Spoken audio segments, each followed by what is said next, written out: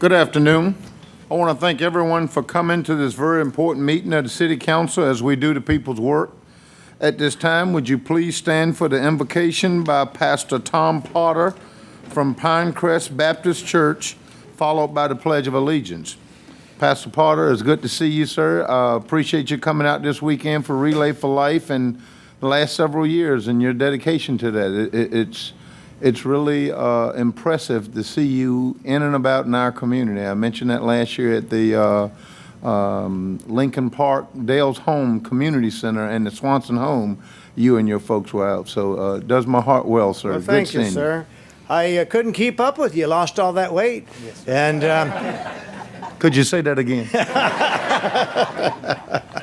All right, may we bow our heads in prayer. Almighty God, we thank you for this day today and the blessings of this day. And we thank you that for every day there's a purpose, there's a reason. And tonight, one of those purposes this day is that we come here as citizens and as leaders of this community and counsel and make our city a better place to live and to serve and to provide a brighter future for the next generation. Lord, we thank you for this council and the city manager and the city attorney and all their support staff that worked so hard to be able to keep things in order and to do them decently, because I know, Lord, that they must face some very delicate and difficult situations. I pray your blessing upon them and their families. And tonight I pray that there will be a continued spirit of unity in the community, and that those outside of our city will come to know that this city is one that's united when it comes to essentials and not divided just because we have differences of opinion.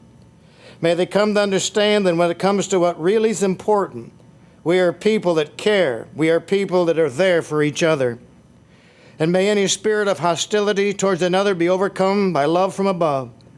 And may we know it's not so much what we say, but how we say it. And may there always be a debate without hate.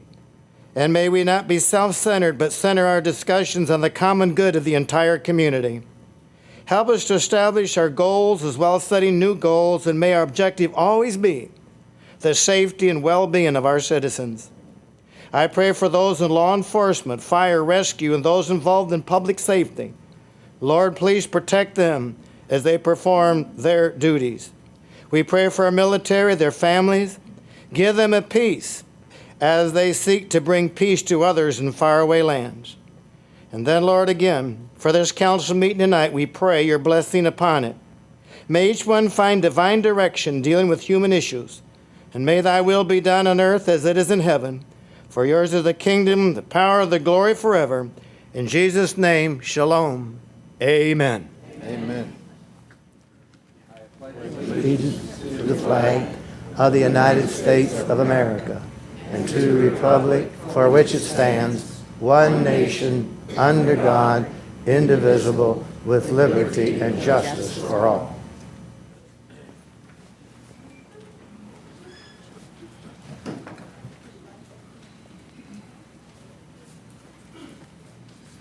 Members of the City Council, would you please indicate your presence electronically? There are 6 members of City Council present. Thank you. Members of City Council, you have before your consideration the minutes of a call meeting of June 10th, 2013, a call meeting of June 11th, 2013, and a regular meeting of June 11th, 2013. Are there any corrections to the minutes? Move adoption. Second. There's a motion and a second. Please conduct yourselves electronically.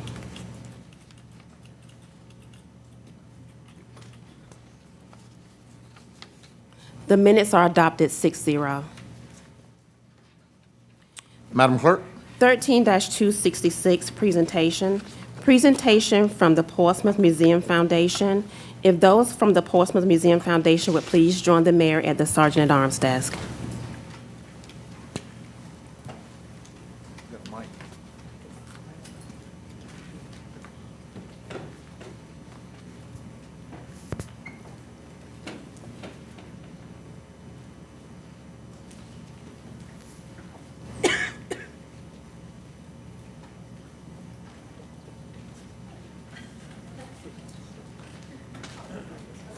We got plenty of room up there. Come on up. Come on up. This is a great time of the year.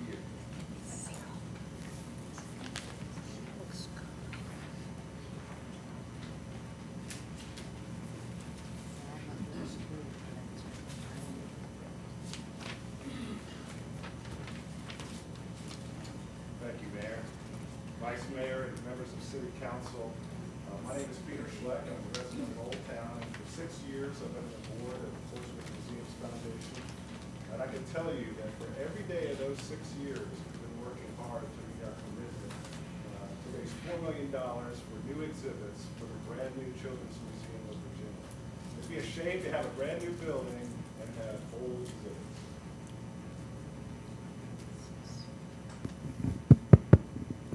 Well, thank you.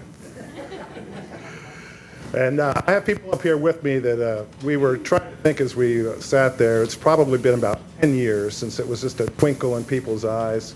First monies came in 2006, and it's really been a great partnership between our government and its citizens. And when that works, it works really well. Now we have a jewel in downtown Portsmouth that our children, our grandchildren, and their grandchildren will enjoy.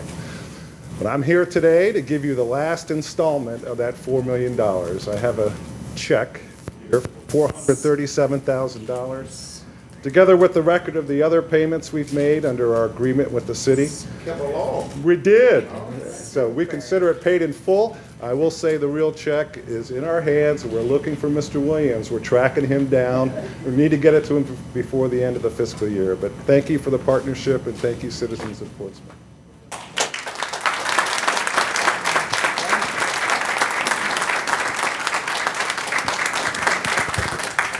Well, on behalf of the City Council and the citizens of Portsmouth, let me thank the Portsmouth Museum Foundation for your dedication and hard work. And you're right, this has truly been a partnership.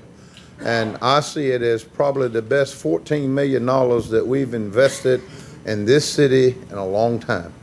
And it is constantly paying dividends. There isn't a time I walk downtown, there isn't someone or something going on at that museum that's attracting people, and we go in our restaurants as somebody new and they're here visiting the museum, and it does our heart well to see that type of gathering downtown that we've been looking for a long time. So you guys have been great partners. I hate to see you go. Is there something else we can work on together? We do have an endowment we're working on. We'll work. They have to be maintained. All right. Well, thank you very much. Madam Chair, thank you. Thank you for all you do. Thank you. Yes, ma'am. Thank you. Captain. 500,000 people in 2 years through the children. 500,000 people in 2 years. I believe prior to that, we were clocking our highest year maybe about 125? 145 was the highest, and in 2 years, we're at 500,000. So that's almost twice as many. Good work. Thank you. Thank you. Thank you very much. Another hand as they take their seat, please.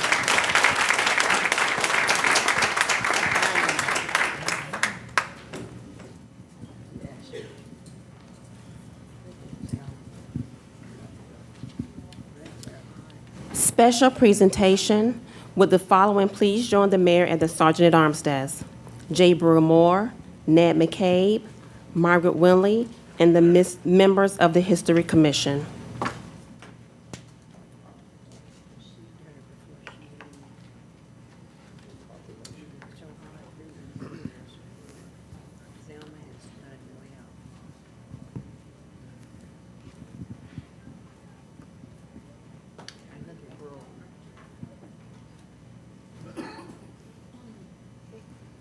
Good afternoon. Absolutely, absolutely. Come on in. You can gather around here if you will. We have had an extremely busy weekend. We have had several activities. Ms. Winley, y'all can line back if you would, so we can make sure we can have everyone on television for the camera. We need our mayor here. She has been a gracious help to us this weekend.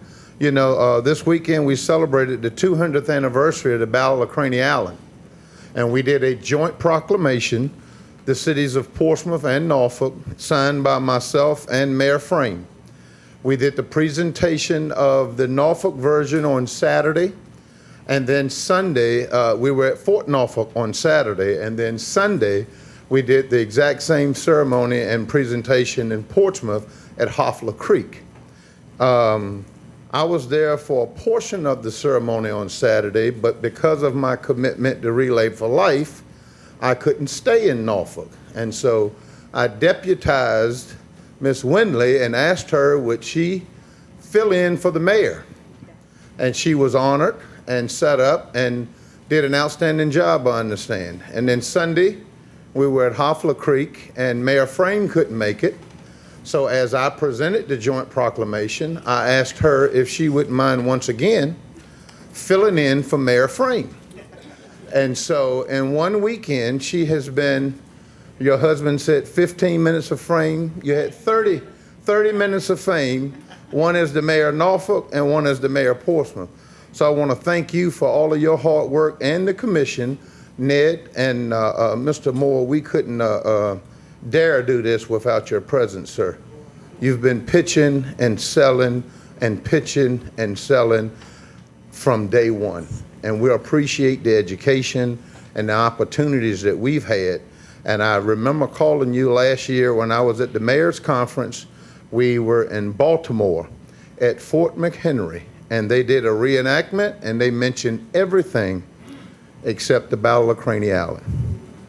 And so we have got to get that story told about what happened right here at the Battle of Craney Island and how it gave us the mojo to go on to let the British know that we were well organized. Let me let you finish. What did we let the British know? We told them that America was here and it was not going to yield to the British desires that we stop our settlement, curtail our trade, and so forth, that we were about to join the nations of the world as one of the greatest. And remember the assets here. If they would have won, they would have taken over Portsmouth and Norfolk, and more importantly, the Gosport shipyard. So, and I would like to present this proclamation, and if y'all would all gather around, we brought the actual wreath here that we had yesterday. Come on this side, Miss Windley, if you would, and Ned. And it reads as follows: whereas in June 1813, a substantial British military force under the direction of Admiral Sir John Warren and Sir George Cockburn had made a determined bid to capture the cities of Norfolk and Portsmouth, the USS Constellation, and the Gosport Naval Shipyard as the opening move in a bid for a wider invasion of Virginia. And whereas in an effort to repeal the attack, Brigadier General Robert B. Taylor, who was responsible for the defense of Portsmouth and Norfolk, directed efforts to reinforce fortifications at Craney Island, which included the employment of U.S. Navy gunboats, the U.S. Revenue Cutter Service, State Artillery, Portsmouth Artillery, and the Virginia Militia. And whereas, with the Constellation effectively blockaded in the Norfolk Harbor, 100 of her sailors and 50 of her U.S. Marine detachment joined 416 Virginia militia, 91 Virginia State Artillery, 50 Virginia riflemen, and 30 U.S. Army regulars to defend Craney Island. And whereas in the early morning of June 22nd, 1813, an estimated 1,500 British Marines, soldiers, and sailors launched an attack on Craney Island, a strategic objective that was an impediment to the British plan to seize the cities of Norfolk and Portsmouth. Whereas the 767 stalwart American defenders, though outnumbered by more than 2 to 1, resolutely held their ground under a hastily erected Star-Spangled Banner. and without the loss of a single American life, they successfully repel enemy forces, inflicting numerous casualties and killing approximately 200 British. And whereas the victory at the Battle of Craney Island prevented the British from capturing Norfolk and Portsmouth and denied them from seizing what would have been a strategic operation base in America. Now, therefore, be it proclaimed by the cities of Norfolk and Portsmouth that June 22nd, 2013 is designated bicentennial of the Battle of Craney Island Day and commemoration of a key land action in Virginia during the War of 1812 that saved the cities of Norfolk and Portsmouth from being captured by enemy British forces. Given under our hands this 22nd day of June 2013, signed by Mayor Paul Frame, City of Norfolk, and Mayor Kenny Wright, City of Portsmouth. Thank you, thank you, thank you for all of the work that you've done, for all of the partnership with working with the cities of Norfolk. And when I was over at Fort Norfolk, I thought they said this was one of the first joint resolutions. And Ned had a huge role to play in that. Not only, I thought you were just bugging me, but when I talked to Miss White, she says, oh no, Ned has bugged her too. Oh, yeah. But Ned has bugged all of us to make sure that we, Portsmouth, had a presence and a role in this joint venture. And I want to appreciate you for everything that you did. You want to say anything, Ned? I just want to say that, we build Portsmouth as a quaint historic seaport, yet many of our citizens don't know much about the history of Portsmouth. And that's why I did this, to try to change minds in the city. I also just want to say we have with us a guest here, Peggy Hale McPhillips, who is the chairperson for the Norfolk History Association. We work very closely with Norfolk to put this together. These weren't city officials. These were all just citizens of the cities of Norfolk and Portsmouth that worked together to put, I think it was 14 signature events together in the course of a month, starting on June 8th and ending on June 23rd at Hoffler Creek. So we started here in Portsmouth, we ended here in Portsmouth.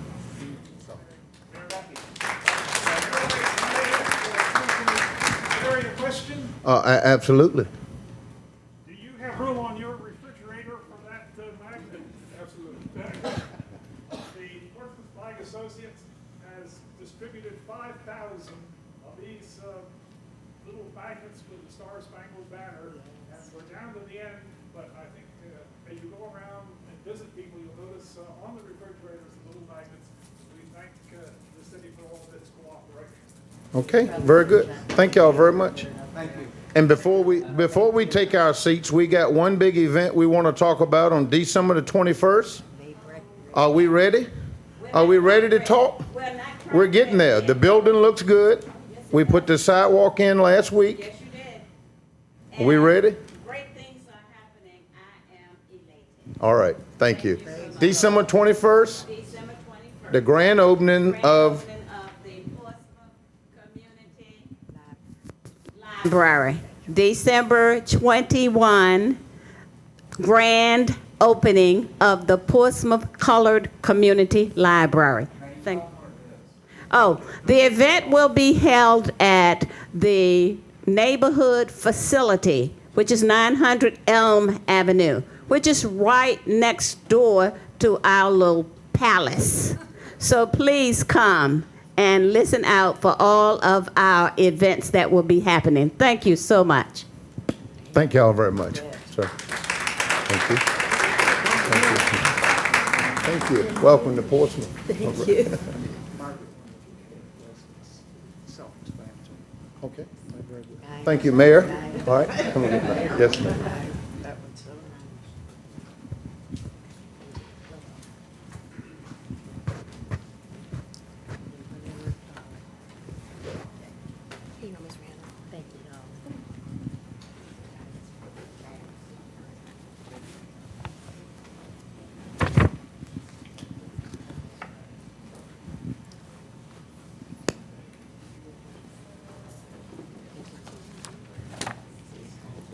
Yep.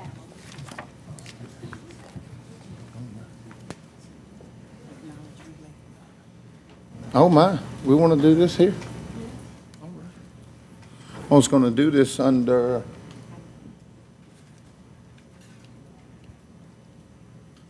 Where's Brandon? Would you join me up? This is quite a thrill. I mentioned the busy weekend that we had this weekend, and we had our Relay for Life at Portsmouth Relay for Life this Friday and Saturday at TCC. I was proud to be the honorary chair, and I got to tell you, we had over 500 participants. We had a goal, a financial goal of $79,000. We exceeded that. We raised $85,000. I was so pleased. We started Saturday at noon, and we went until Sunday morning, 5 a.m. And there was event after event. We did the Harlem Shake. We did the Wobble. We did the, what was that? The conga. We had a conga line. What else did we do? The mayor got in the Dunkin' booth. It was amazing how much money they raised with the mayor sitting in that chair. I'm glad my council members weren't there, but this is quite an honor, and everyone was thrilled. And the most important part of it was our luncheon that we had for our survivors and for the caregivers and for everyone who played a role in that. We are extremely proud of our city and all of the participants. I think we had about 48 booths set up. The city of Portsmouth showed up, showed out. We were there all day walking, handing out T-shirts. Where's Fred Brusso? Fred Brusso and his wife got me tired watching them walk all night. I'm extremely pleased. Our goal, I think the city, our goal was 5,000, and we met our goal. And I think just about everybody out there had met their goal. So this is quite an author here from the Breast Cancer Relay theme, Freedom from Cancer, Relay for Life of Portsmouth, June 22nd through 23rd. Celebrate, remember, and fight back. Would you like to add anything on about our efforts and your take on this? Sure, be happy to. Yeah, we had a great team of city employees that were out there the entire 17 hours. And they did a lot of advanced planning, put together a theme tent, which was Freedom from Cancer. And I'm really proud of the folks that put that together, as well as those that were out there. Captain Burke from the police department was out there still walking at 4 a.m. I think he was on the path the entire time. Fred has a blister to show for it. And we just had a really great team that I'm very proud of. So thank you. Thank y'all very much. Thank you, sir.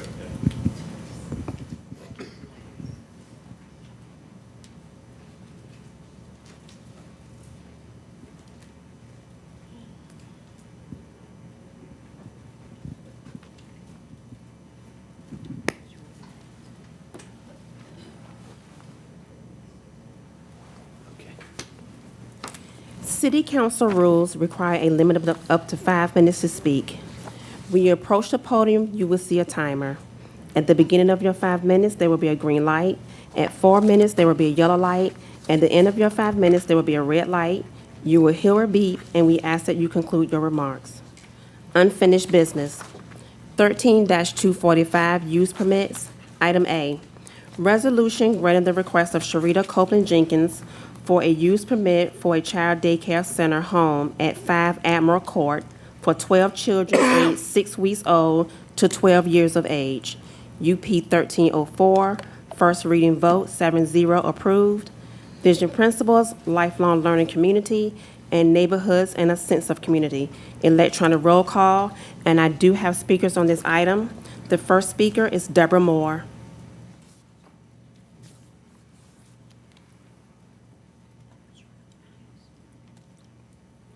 Mayor and City Council, my name is Deborah Moore. I am a resident of Churchland. I've also worked for almost 30 years with family child care providers as coordinator of the USDA Child Care Food Program with Children's Harbor in Portsmouth. The child care program is a federal program that is part of the school lunch program.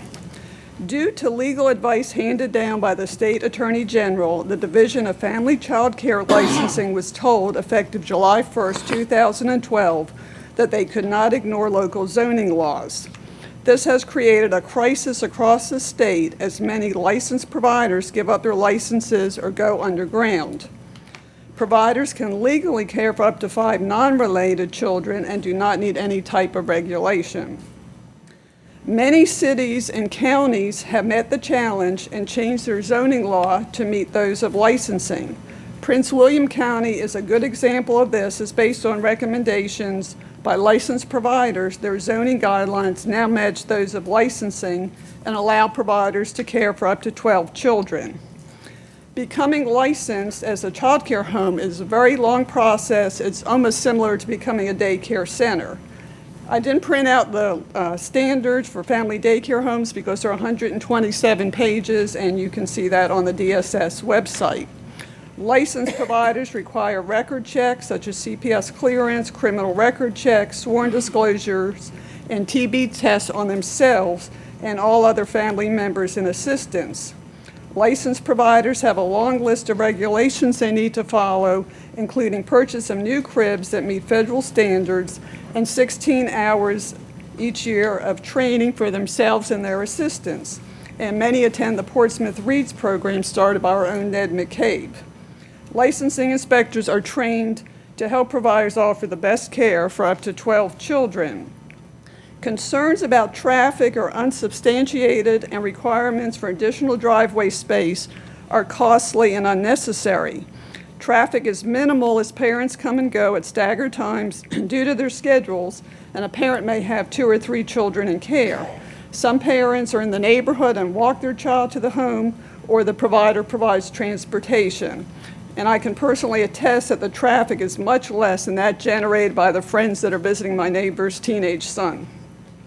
Children in these homes come to school ready to learn, which helps the school budget, as remedial programs are not needed for these children.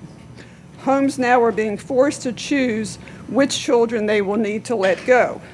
Many of these families are military families that have no relatives in the area and use family child care because of the accommodating hours, and also that siblings can all be cared for together in one home. Parents will be forced to choose unregulated care where record checks are not required and nobody is coming in to supervise the home. Providers are the ultimate small business, and they pay taxes on their child care business. Limiting them to 5 children will make it impossible to stay in business if they lose payments for 7 children. The licensed providers also receive funds through the USDA Child Care Food Program so they can serve nutritious meals to children in their care. And I did some calculations. If we have 8 homes that are currently licensed for 12 children and must drop to 5, it'll cause the providers to lose almost $9,000 in USDA reimbursement, and that money stays right in Portsmouth. It's being spent at our local grocery stores. Portsmouth invests funds in economic development, and the city website promotes a Move to Portsmouth program, which touts Portsmouth as the perfect home base. If Portsmouth does not change its zoning laws, providers will be moving to the city of Chesapeake, where they can easily be zoned for 12 children. It is vitally important that changes be made to the current zoning laws to allow family child care homes to care for up to 12 children and continue to offer an important service to the children and parents of Portsmouth. Thank you. Thank you, ma'am. Our next speaker is Ophelia Godwin.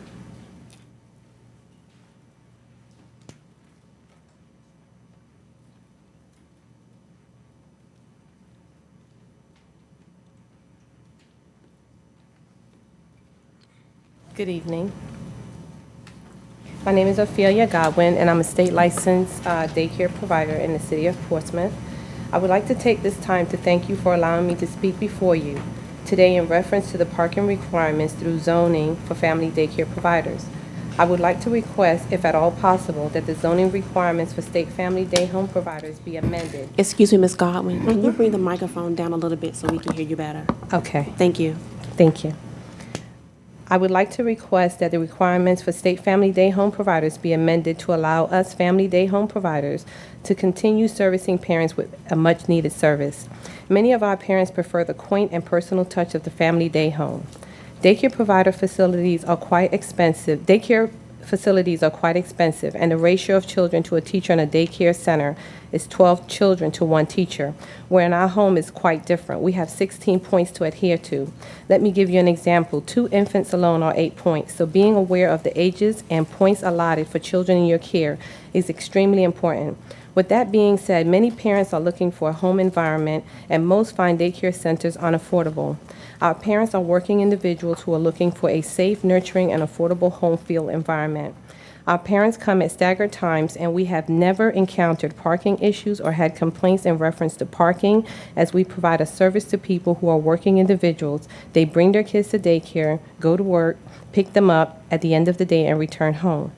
As a state licensed provider, we have a state inspector that monitors us to ensure that we are following and adhering to state guidelines. Our daycare, as well as the privacy of our home, is inspected. Parking has never been a factor for my state inspector or parents. My daycare is a multicultural learning environment.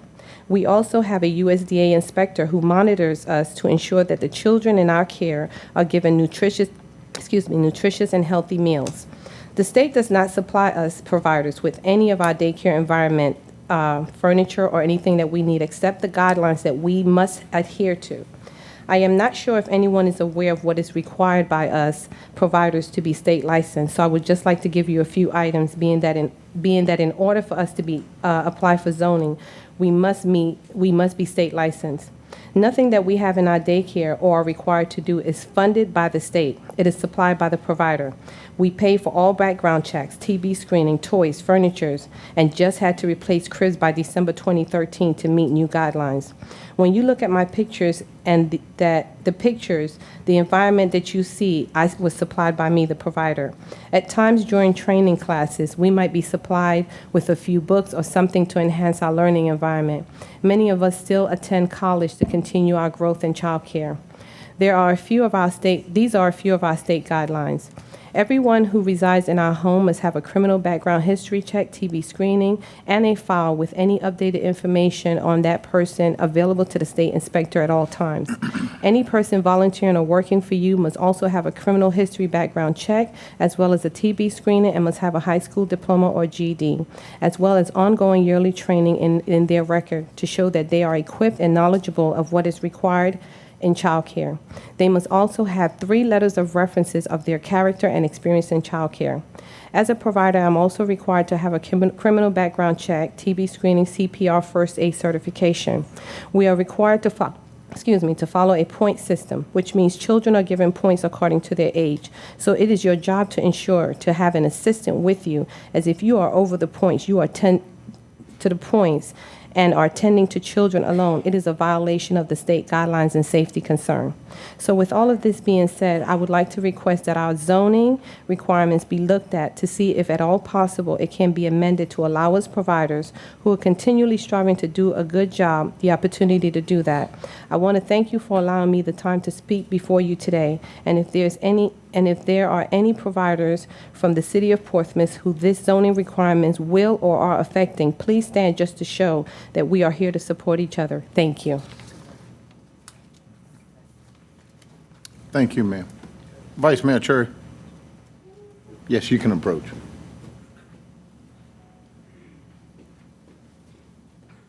Ms. Godwin, you have an existing business, Yes, sir. and so I guess my other question is Mr. Brousseau. Mr. Brousseau, would she not be grandfathered in, or does this affect the existing business as well?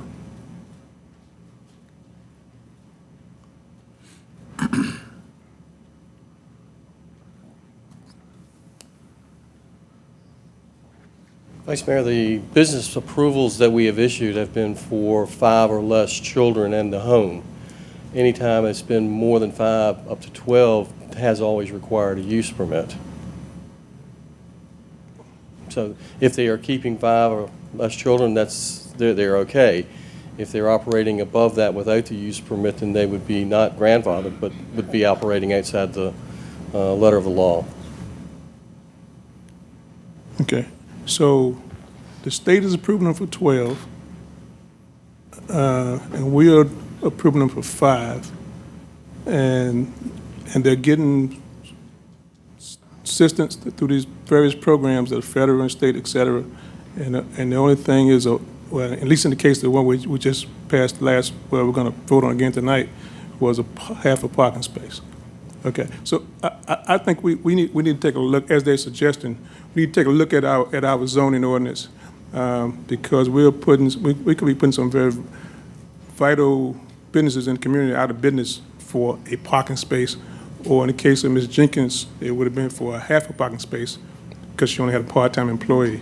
So that's something we definitely need to take a look at, especially if they've been operating for a while within the guidelines, paying their taxes, and haven't had any complaints from the community or from anyone else around, and been doing, from what we know, profitable and good business in the city of Portsmouth. So we don't need to be a hindrance to them if at least not over a parking space, one parking space in most cases, it sounds like here. So I want to suggest to the manager and to my colleagues that we allow Mr. Brousseau and the planning department to take a look at our zoning ordinance and see if there's a better way to do this, and that we can come in line with the state guidelines. Fred, why the delta between what we allow and what the state allow? The concern that we had was that with the more than 5 children, you were running into something that was different than what a family would be in a neighborhood, with individuals being next door.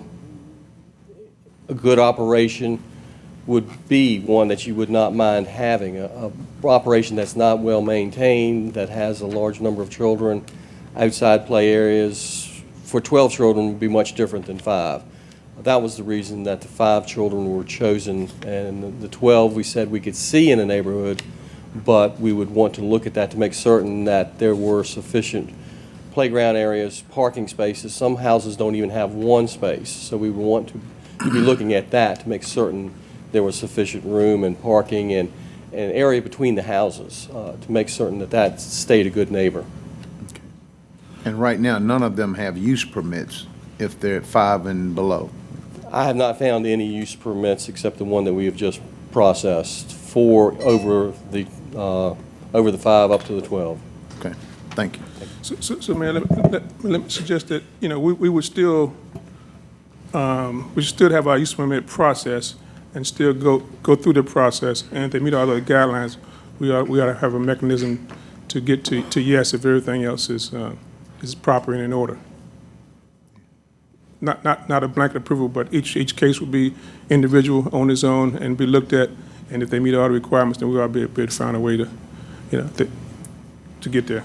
Ms. Vice Mayor, we'd be happy to look at that and report back to council the findings that we would find as comparing the communities around us as well as the industry itself. Okay, appreciate it. Thank you, Ms. Gardner. Ms. Randall. There are standard guidelines, as we are very much aware of, as those of us who work with children in child care, Yes, ma'am. that is set up there. I think the important thing is to make sure that copies of whatever those guidelines are available to the potential child care providers so that they can have that. And we ought to have some type of certification or certificate that should be hung somewhere in the facility where those children are being looked after, because there are specific requirements from the state that must be in place in order to operate Yes, ma'am. child care centers. And I think that would help across the board if we follow through all the way through. Okay.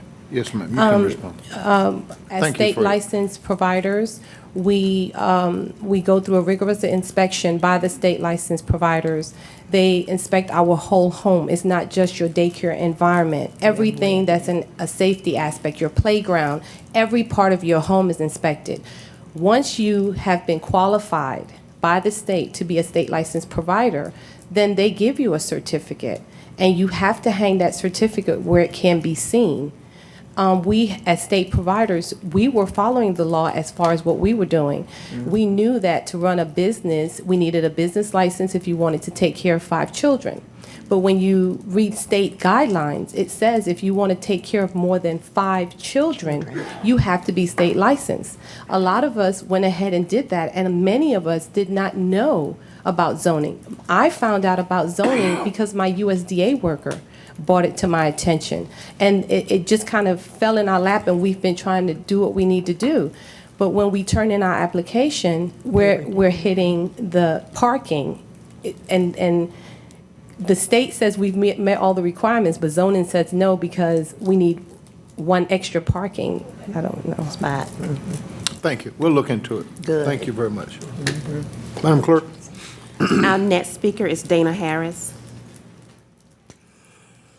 You all choked up over these kids.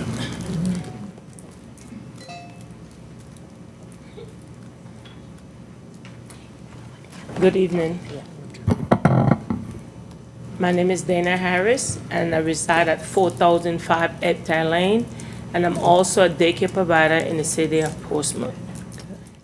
I'm really concerned about zoning requirement with the parking issue.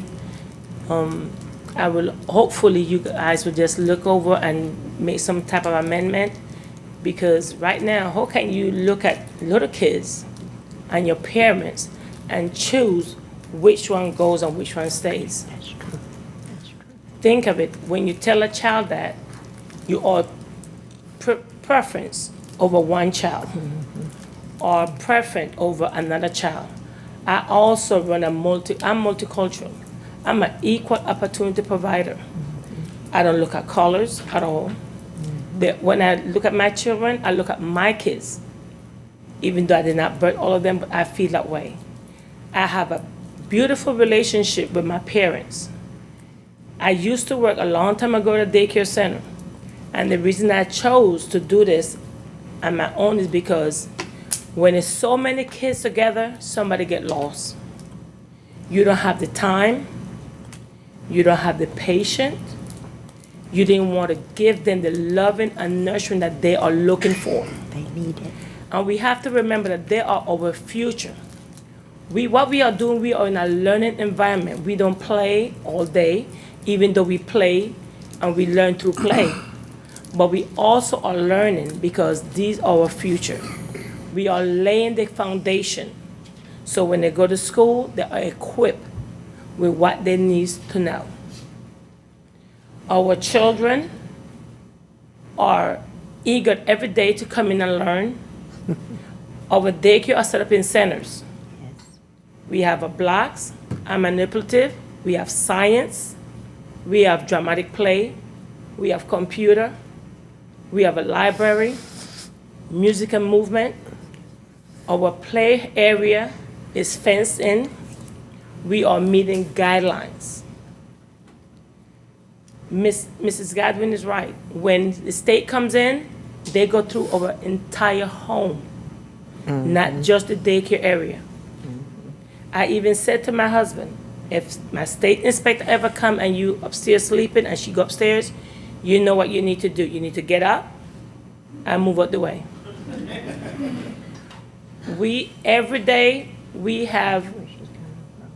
run it the same way. Because that way when the state comes in or the USDA, we don't have to run around to do anything. When you're doing the right thing, it doesn't matter who comes in. It's here you go. All your paperwork is done. We pay our taxes. And we are hoping that someone will hear what we are asking you guys for. We are not looking for the world to give us what we haven't earned. I feel that we have earned this, and I also feel that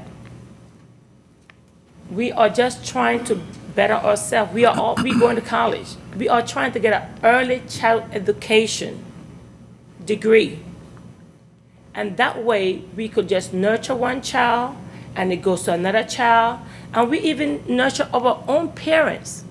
And sometimes they come in with a rough time and a rough day, and what we said to them is, whatever you do, I need for you to take your time, take a breather in, and make sure that when you approach your child, they know that you are happy to see them.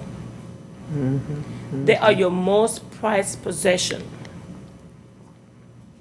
And I'm just saying right now, the person that works for me, she works part-time. She don't even drive. She has never earned a license. Never. You could check DMV. She has never, ever earned a license. I'm just hoping that someone would just look at us. We are desperate because this is something that we love to do. And we feel like we're just in a corner.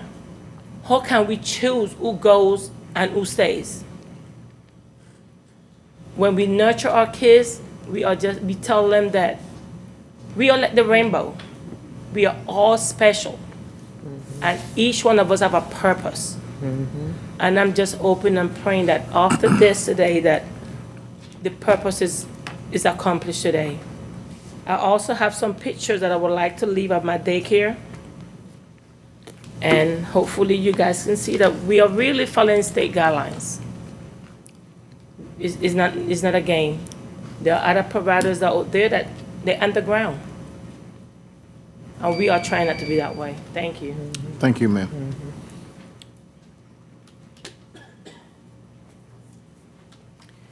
Our next speaker is Tanisha Manning.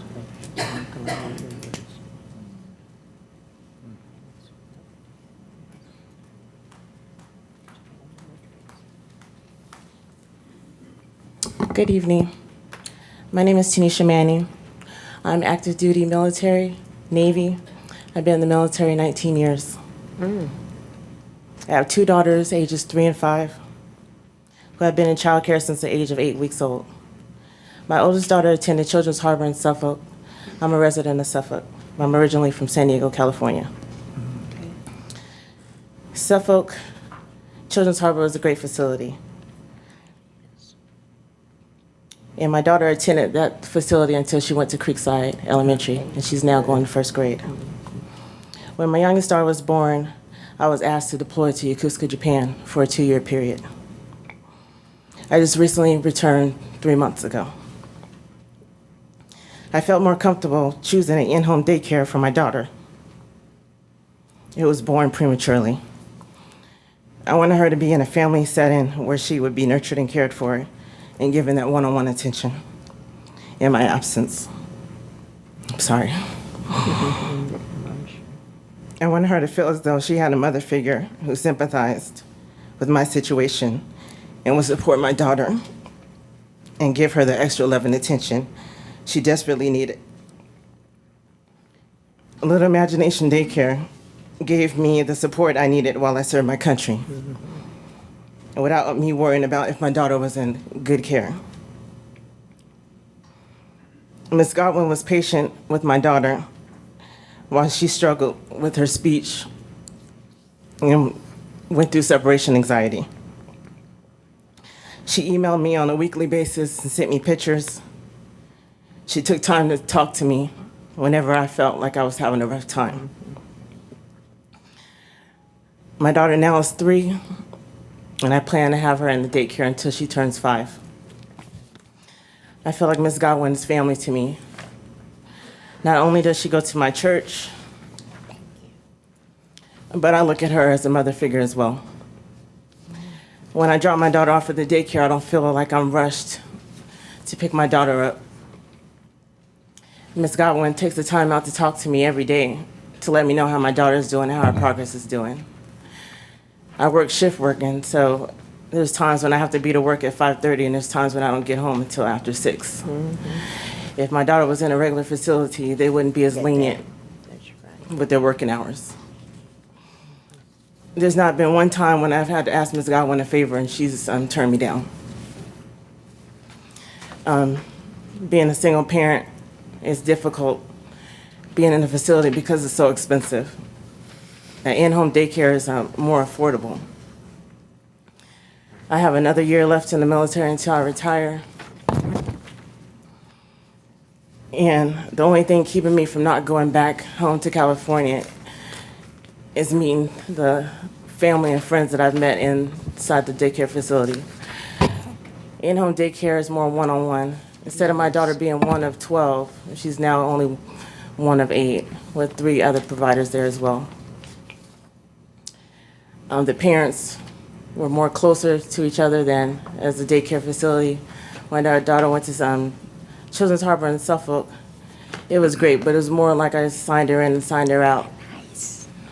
The in-home daycare, we have dinners, we get together for Christmas, we get together for Thanksgiving. The parking issue, I don't see it as an issue, because when I go to pick her up, the neighborhood is really nice. And there's been days when I've went on walks throughout the neighborhood, and all the residents are very nice to us, and they love the kids. I've never had an issue parking there. I've never heard anyone complain. And I just wanted to be here tonight just to support Ms. Godwin. And I hope that you guys take her thing into consideration. Thank you. Thank you, ma'am. Thank you for your service. Thank you, yes. Thank you. There are no additional speakers on this item. We are in need of a motion. May I move for adoption? Second. We have a motion and a second. Please conduct yourselves electronically.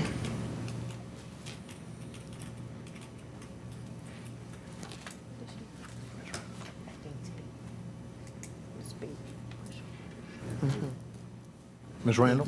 Yes, thank you so very much. I was just elated to hear the joy that you have in your life for the early childhood education. Ms. Nant will tell you, I was an early childhood education major, and I did my work at Columbia University based on the things that you were presenting and talking about. So know the importance of an early start with children, and you're on the right road. And I see that the people who are working with you are committed to ensure that these children get the right start, and parking should not interfere with the minds of a child that will grow into a future leader of tomorrow. I commend you, and keep on doing the good work, and I'm sure that they'll find some way to help you with the parking problem. Might be able to get a little community bus from a church that might help pick it up. I'm giving you some visions to look out for. But thank you for ensuring that the children of the future are being trained properly within your facility. Thank you for bringing your story to us. Instead of yes vote. Yes. Okay. All the way. All 5 fingers. This item has been adopted 6-0. Thank you. That's my love. Item B, resolution granting the request of Verizon Wireless for a use permit to co-locate a telecommunication antenna and supporting ground equipment on an existing 287-foot tall tower located at 1318 Spratley Street. UP 1305, first reading vote, 7-0 approved. Vision principle, a robust economy for working men and women. Electronic roll call, and Mr. Ray King is here for questions only. Mr. Meeks? Thank you, Mayor. Did we get the issue with the old parts that wasn't being used on the tower?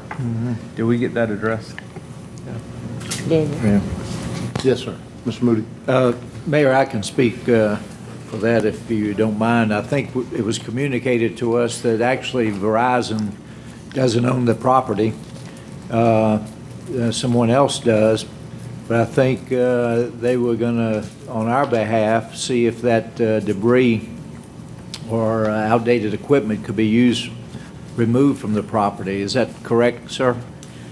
That is correct. There's been an additional stipulation added concerning the removal of obsolete, no longer used equipment. We have communicated with Richland Towers, who are the owners of the tower.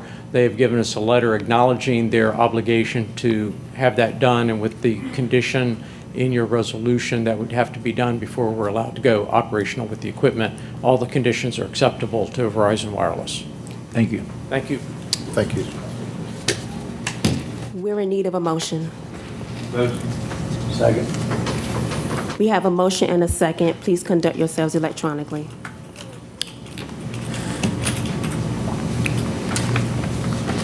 This item has been adopted 6-0. 13-247, adoption of a resolution authorizing the transfer of $610,000 within the FY 2012-13 general fund operating budget to address additional expenditures for utility charges in the city manager's office. Deferred from the June 11, 2013 City Council meeting. Vision principle, efficient, responsive government, electronic roll call, and I have no registered speakers. We need a motion. Second. We have a motion and a second. Please conduct yourselves electronically.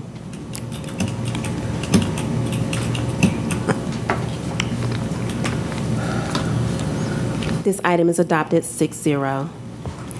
City Manager's Report, 13-267, adoption of an ordinance accepting a grant in the amount of $182,500 from the Office of the Executive Secretary of the Supreme Court of Virginia and appropriating said amount in the FY 2013-14 Grants Fund for use by the Third Judicial Circuit Court for the Portsmouth Adult Drug Treatment Court.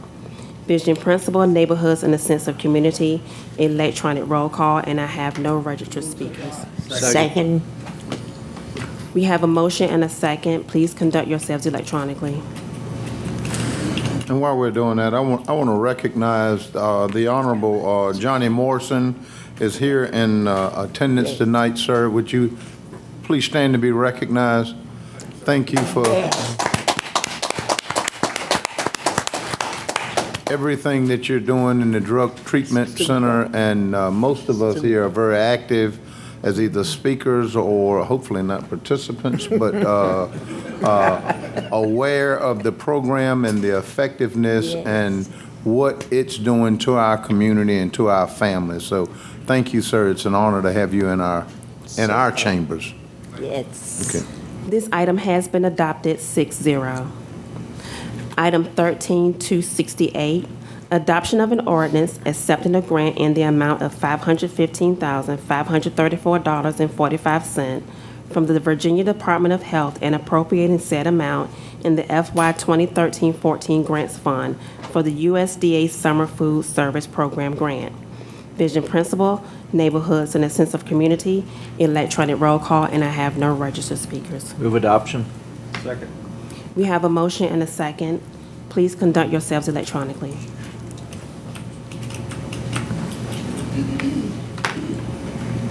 This item has been adopted 6-0.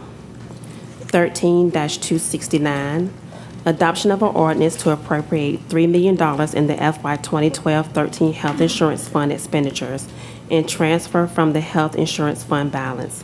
Vision principle, efficient, responsive government, electronic roll call, and I have a registered speaker, Mark Godot-Utrowski.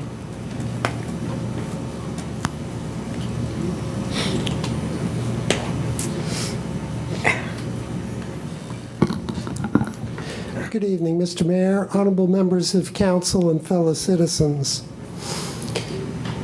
Karma, it's a concept that comes from Eastern religions, but we have a Southernism that encapsulates the concept. It's called what goes around comes around. The universe has a way of bringing to our doorstep those things that we emanate and send off to others. And so here tonight is a counter-argument to one that the city manager, with the backing of 4 members of council, have forcefully advocated to your partner body, the school board. You're being asked tonight to authorize the movement of funds to balance out the self-insurance fund for the city's healthcare system, the city's healthcare payment approach.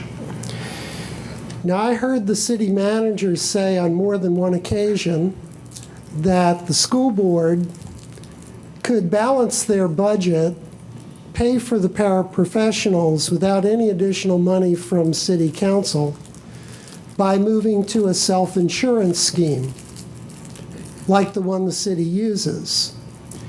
And it sounded really cut and dried, you know, like nuclear physics. You bombard the neutrons or you bombard the protons with enough neutrons, and then you get a chain reaction and you get nuclear energy released from the atoms. You know, just pure mathematics. Well, it's a little dicier than that, isn't it? Apparently, things don't always work the way your consultants say they will. Because according to the documentation that goes along with this item, the city formulated a budget for this fiscal year, and they had the advice of Mercer Consulting, and all the assumptions seemed to be in order. And then look what happens. Here we are, days before the end of the fiscal year, and now you're going to move some money. And you're going to move some money from the general fund, according to the discussion that took place a little earlier this evening. Superintendent Stuckwish said that they had some hesitation about moving into this approach because their consultants told them they could either save $500,000 or go in the hole $1 million. Of course, they don't have any general fund to fall back on.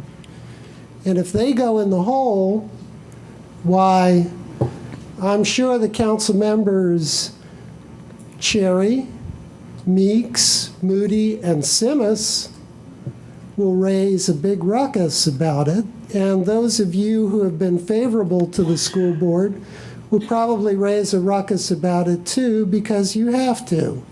Because the law says they can't go into the hole. So this, to me, is the playing out of the goes around, comes around principle. And now you are dealing with what the CFO called an anomaly. But I think we need to review what happens over the course of time and see if it's really an anomaly or if it's a case of stuff happens. And where you can afford it because you have a cushion, school board can't afford it at all. Thank you very much. Thank you, sir. Mr. Moody? Thank you, Mayor. City Manager of the Public Works session, and thank you for being here, by the way, covered that this evening. I thought he covered it very well. There is a reason that most large companies, as well as municipalities, have gone to that type of self-coverage because in the long run it saves money. Now you are picking an event that just happened, and I forget exactly what the time frame was, but we haven't had an occurrence like this in years. 3 individuals accrued, I believe it was $1.3 million, or roughly, I guess that's what, $430-some thousand worth of medical expenses in the fiscal year period.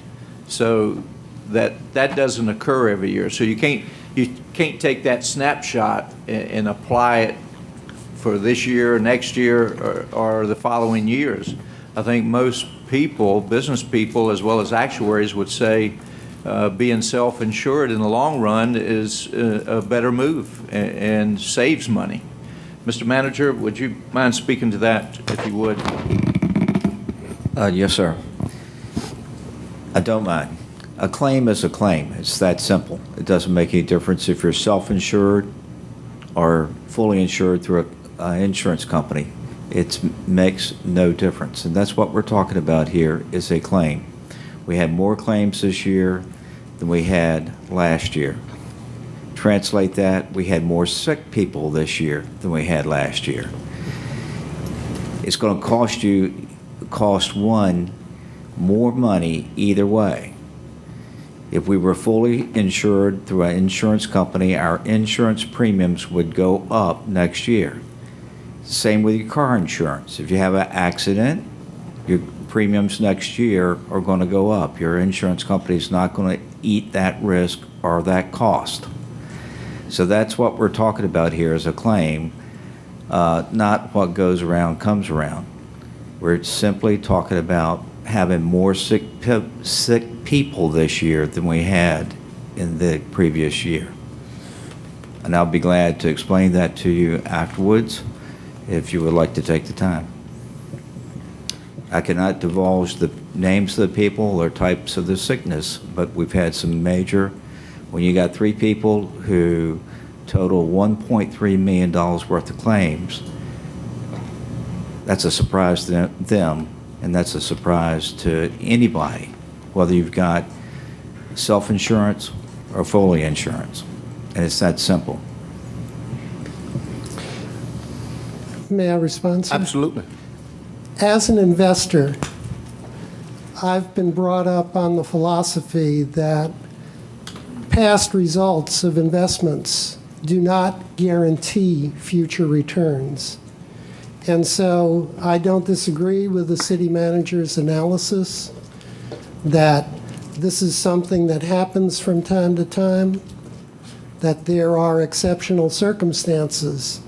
But that's why it's difficult for the school board to move from where it is within a comfort zone into a situation where the safety net is not present. They are their own safety net. You have, as the city council, as the city government, you have the 95,000 of us who live here as your safety net. School board relies on your funding. Thank you, sir. Good night. Thank you, sir. Okay. There are no additional speakers on this item. Adoption. Second. We have a motion and a second. Please conduct yourselves electronically. Let him go. I don't get to no part. This item has been adopted 6-0. 13-270, adoption of a resolution acknowledging regional efforts to manage solid waste in South Side Hampton Roads after January 24th, 2018, and the city's intent to pursue cooperative development of a regional solid waste management system. Vision principle, efficient responsive government, electronic roll call, and I have a speaker, Mark Godot-Yutrovsky. Adoption of regional efforts to manage solid waste. Good evening again, Mr. Mayor, honorable members of council, and fellow citizens. I stand here to support the passage of this resolution. I think it's very clear that the city of Portsmouth, with its lack of developable land, does not need to devote any portion of this city to a regular sanitary landfill operation. The SIPSA agreement, with all its flaws and defects, and there are a number of them, has been a lifeboat for us, as it is for Norfolk, and as it is for the neighboring cities that have become more and more urban over the time that agreement has been in effect.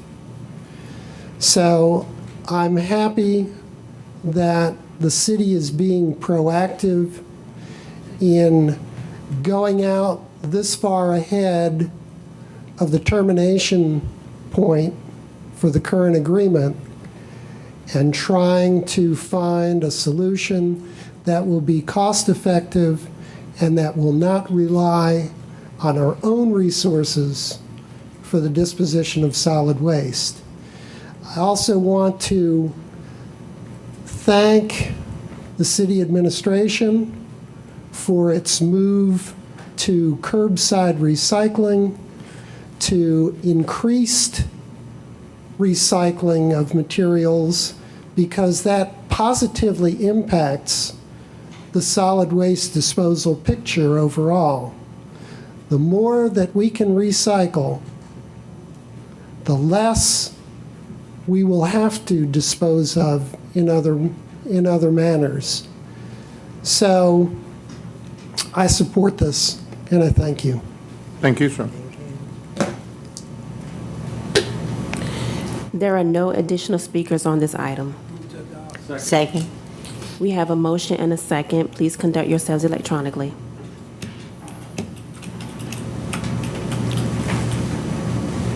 This item has been adopted 6-0.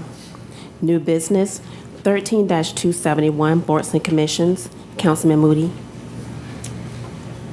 Mayor, members of council, there are no appointments to deliberate tonight, but as always, the Personnel Committee and this council are looking for volunteers. If you go to our city's website, portsmouthva.gov, and go under departments and services, you'll see a listing of current vacancies. A great thing, you can fill out your application online, or you can call the clerk's office and they'll be glad to assist you. But we definitely need some volunteers. I think you'll find it enjoyable, if very low or no pay, heavy on the no pay, but heavy on the fun and the reward that you'll feel in being part of our city's progress. Thank you. 13-272, items submitted by council members. Let me first of all say I attended today homegoing ceremony for two of our citizens in this city that have, and I didn't know either one. And reading their obituaries and their contributions that they made to this city, I thought it was important that the mayor be in attendance. One was a Deputy Sheriff Billy Guar McDonald, who is the husband of our former city assessor. He spent over 30 years in our sheriff's department. And the other was Miss Doris Leitner, who spent over 60 years. She lived over 50 years in the city of Portsmouth and made quite a few contributions as a citizen in civic organizations, our History Commission, and other things. I read somewhere that they had dubbed her the Queen of Old Town. And so I just want to say to the family of both of those, thank you for allowing those citizens to serve in our capacity and our city and make our city even better. I have a couple other items, but Mr. Moody, you want to speak on that comment? Or? No, not on that, Mayor. Go right ahead. All right, and secondly, and that's about the fourth one of those I've been to. I went to, as I mentioned, another civic-minded person that was here that ran for mayor and almost won. I did not know the lady. The family came up and thanked me for coming, but for reading what all she had done for this city and the contribution she had made. I thought it was important to be there. Also, let me say, I talked about our busy weekend. We've actually acknowledged two of those events, the Relay for Life, as well as the Battle of Craney Island. But we also had this weekend the grand opening of Paradise Nature Park. And that official ceremony was Friday. And then Saturday, we had the opening ceremony, if you will, and it started with a walk with the mayor at 8:30 Saturday morning, and we probably had about 60 people out there, Ms. Thorne, that we walked, and Mr. Moody attended on Friday the ceremony with Congressman Bobby Scott, officials from the state, and we were all treated to a little medley. Mr. Moody, you want to help me sing that? Inch by inch, row by row, I'm going to make this garden grow. All I need is a rake and a hoe and a little fertilizer. And up we grow. And up we grow. And don't give up your day job. And I got to tell you, the young man that started that, he went over it several times before the whole crowd was singing, inch by inch and row by row, I'm going to make this garden grow. All I need is a rake and a hoe and a little natural fertilizer. Oh, inch by inch and row by row, I'm going to make this garden grow. All I need is a rake and a hoe and a little natural fertilizer. So I want to thank the Paradise Creek folks for that. I got to tell you, I looked over, Congressman Scott was singing, the official from the state was singing, and I don't know, was the guy playing a harp? What was that thing called? It was harpsichord, is that correct? Yeah, Is that it? And he had us all in. So Saturday morning when we did the mayor's walk, we sung that around the entire park. And so it was quite a day. And we left there and went to Relay for Life. So said all that to say, please go out and see this beautiful nature park. We had citizens from all over. We actually identified some folks from Virginia Beach that came. We had good representation from the Craddock Civic League and several of our citizens, probably a total of about 60 or 80 people that participated in the walk. And then they had a bio blitz and some other things throughout the course of the day. So again, good news for our city. That 40-acre park is just phase one. There are other things coming, and if you go there, there's somebody to be willing to explain all of nature's assets, the community partners that was there, the Port Authority, Virginia Power, Dominion Power, and all of the other foundations and all that make that possible were all there, and it was great to see both Saturday and Sunday. Now, rewind 2 weeks prior, I mentioned to Pastor Potter and thanked them for coming out to the Lincoln Park Dale's Home Community Center. They had one of those again 2 weeks ago, and I want to thank the Housing Authority for their great work and what they do and the number of citizens that came out to support that. It was really nice, and we ended that with a walk with the mayor, and we may have had about 100 citizens, and we walked through Lincoln Park and Dale's Home. So again, to Hal Short and Dr.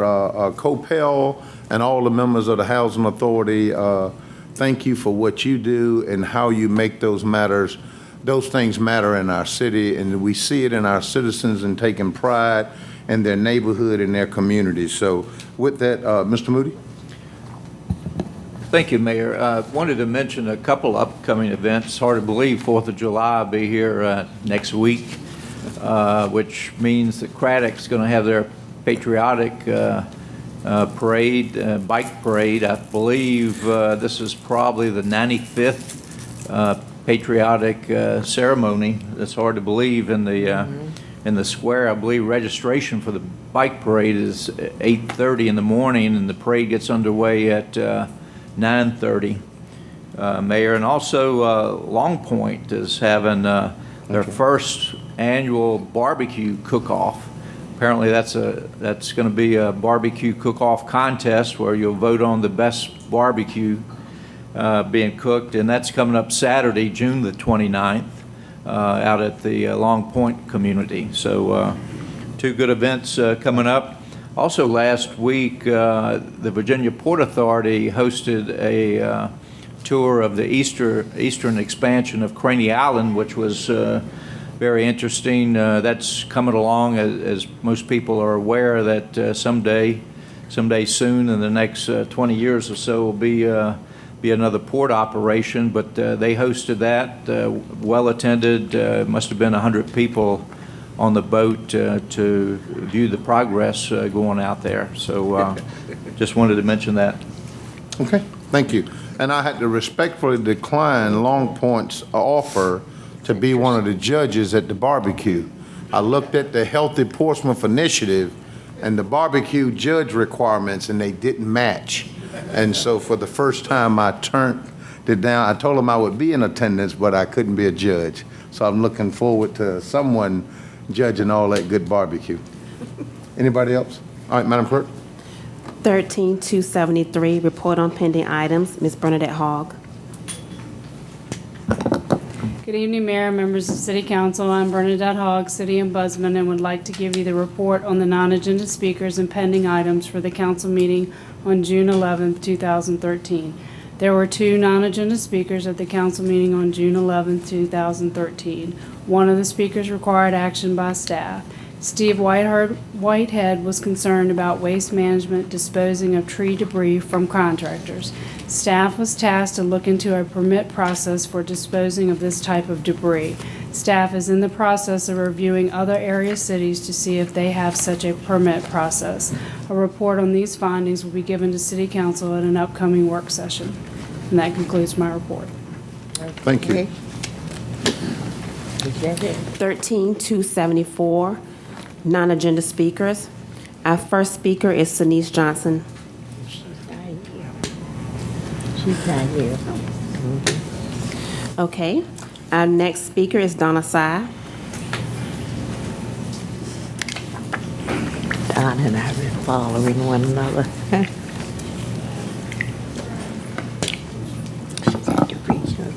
Good evening. My name is Donna Sy. I live at 3104 Garland Drive. Principle of Liberty 10. The God-given right to govern is vested in the supreme power of the whole people. The Virginia Constitution affirms the supreme power of the whole people in Article 1 of the Bill of Rights, a declaration of rights made by the good people of Virginia in the exercise of their sovereign powers. These rights do pertain to them and their posterity as the basis and foundation of government. Government is instituted for the common benefit, protection, and security of the people. The best form of government is capable of producing the greatest degree of happiness and safety, and is most completely protected against the danger of corruption or inefficiency. Whenever any government shall be found inadequate or contrary to producing happiness and safety, a majority of the community has an absolute right to reform, alter, or abolish it in such manner judged most conducive to the public welfare.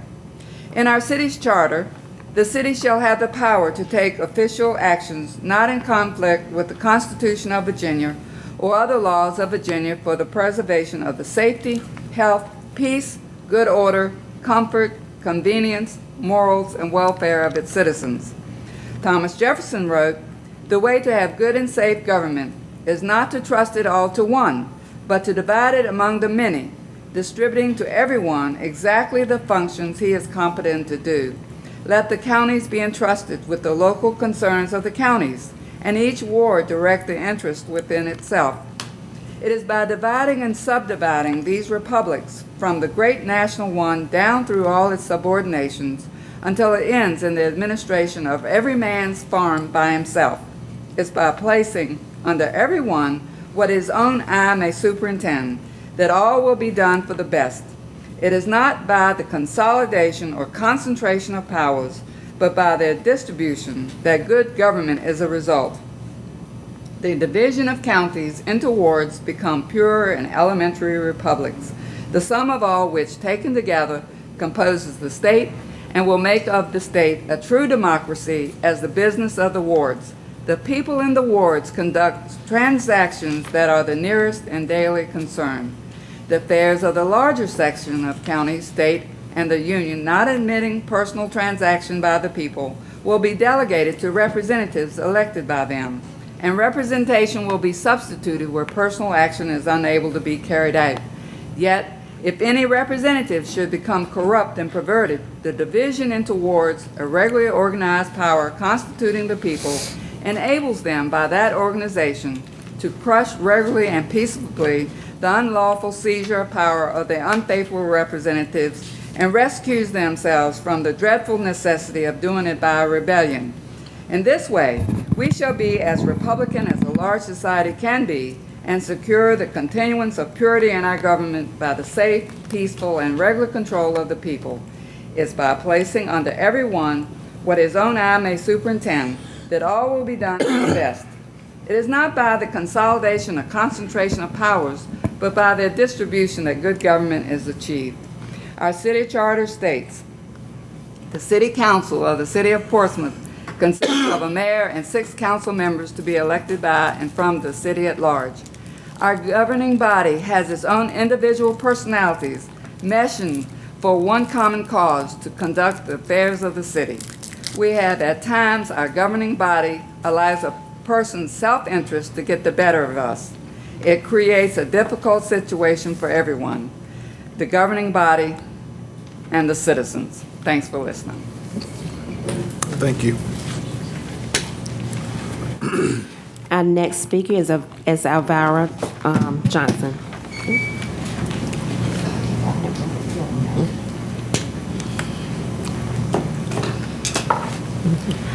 Good evening, Mayor, Vice Mayor, City Council. My name is Elvira Johnson. I reside at 3313 Armstead Drive in North Truxton. I am the president of the Wilson Ward Civic League, but I'm here to speak on behalf of the children, the inner city children in our city. I know that the budget has already been passed and approved and moved on and whatever, and I'm not going to talk about a recreation center. I'm going to talk about somewhere for our children to go this summer. School is out. I'm sure Cavalier Mound is up and running with the pool and the tennis courts. Churchland with the sports complex and the swimming clubs and all this other stuff, the YMCA, the library, Craddock with the skating ramps. Truxton, we're going to call it E, empty. Has nothing for our children. I'm asking council to find a way to find some money to give us so we can nick at this little recreation center thing, so we can have some recreation for these children. I want to thank Parks and Recreations, because they are working with me and the rest of the civic leagues in the area on the south side of 264 to find somewhere for these kids to go, giving them something to do at Douglas Park, at St. Mark, at Mount Carmel, at Nova Street, at Douglas Park Center. But we have nothing to work with. So I am asking council to please find a way to come up with some funds somewhere for our children to have to go where they won't have to be out here in this heat, walking 2 miles to get to where you are, to have somewhere to play and be out of trouble. We don't want to have to spend money saving our children from going to court to go to jail, because I guarantee you, y'all be ready to build a jail to put them in. But if you build us something like a recreation center to save our children, because they need somewhere to go. They need something to do to stay out of trouble. An idle mind is a devil's workshop. Let's give these children something to look forward to. Let these children see that this city do care about them. Let this city see that we can work together, and let the inner city children have something to do and call their own, as well as your children do. That's all we're asking for. And I asked you, City Council, please stop making this about Kenny Wright. It ain't Kenny Wright. It ain't about Kenny Wright.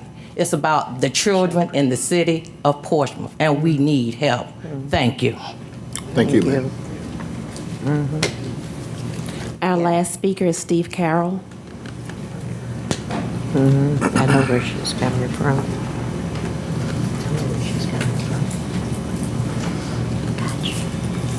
Evening, Mayor, members of council and staff. My name's Steve Carroll, 3112 River Edge Drive. I'm going to truncate my comments considerably tonight and just offer a few things. First of all, Mayor, there is another individual that was overlooked. A good friend of mine, a good friend of the city, Mr. Paul Landers, who was president of the South Fairview Heights Civic League, passed away recently. Paul was a gentleman, Christian gentleman, very much not outspoken. And he made his point, not so much in what he said, but when he said it. South Fairview Heights is a very small community. It's considerably elderly community. Paul served that community faithfully. And it's unfortunate that we lost him, but that was in the Lord's hands. And Paul didn't have a whole lot to say, but again, it was when he said it.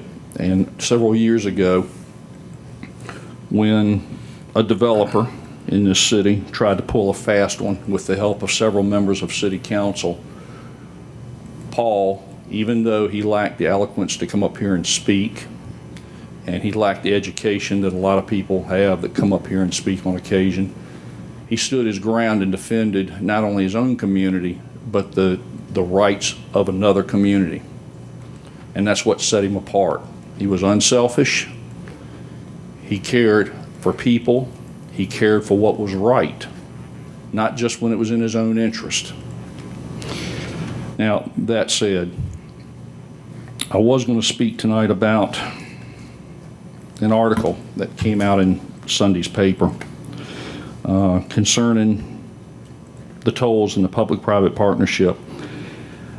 I have the actual letter that this article was paraphrased from. Perhaps it should have been put in the paper in its entirety. I'm not going to address this tonight for a reason. I've come across some more information.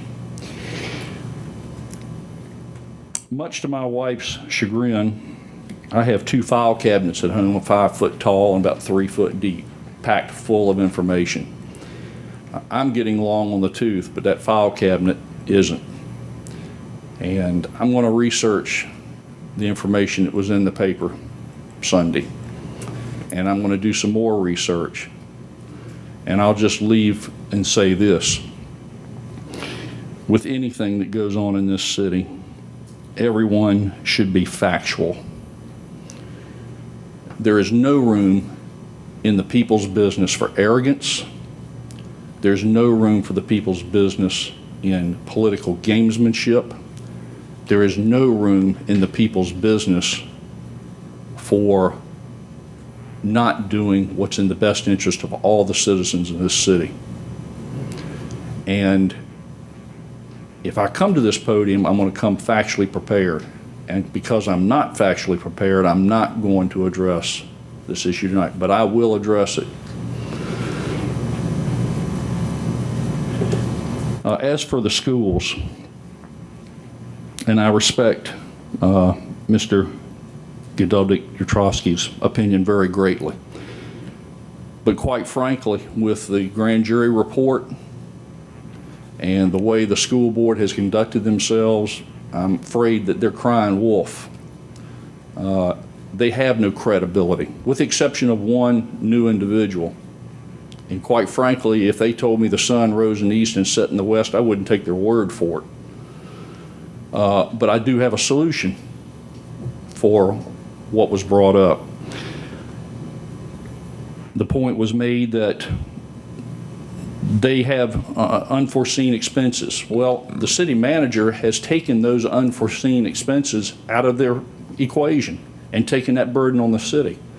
Now, if they do have things that come up, why not create a category for the school board where they're allowed to keep a certain amount of money and come to the city council with a request to spend that money and have it categorized. It doesn't get wasted, it doesn't get squandered, and there's full accountability for it. And that's the problem with the school board, lack of accountability. We need to exercise that in every part of the business of this city, and school board's no different. Thank you, sir. There's no additional business for tonight. All right, we're adjourned.